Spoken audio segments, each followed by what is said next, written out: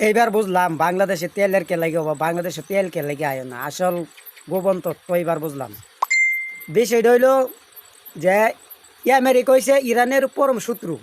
হ্যাঁ, এটা হইলো বিষয়। আর এদিক দিয়ে বিষয় হইলো বাংলাদেশ হচ্ছে আমেরিকার একবারে পাঁচাড়া একটা গোলাম। বাংলাদেশে যে বর্তমান প্রধানমন্ত্রী আছে মিস্টার তারেক মিয়া, ইনি তো যে আমেরিকার সাথে খুব সুসম্পর্ক। এই কারণে ইরানে বাংলাদেশের তেল আসা নিষিদ্ধ করে দিছে।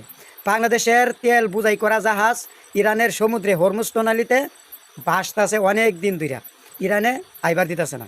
কারণ একটাই, ওই যে বাংলাদেশের সরকার আমেরিকার সাথে সুসম্পর্ক রাখছে, একবারে জামাই বউয়ের মতন সুসম্পর্ক, যার কারণে ইরানে বাংলাদেশের মধ্যে তেল ঢুকবার দেয় না, মানে তাদের সমুদ্র হরমুজ প্রণালী দেয়া তেল আইতে দেয় না বাংলাদেশে।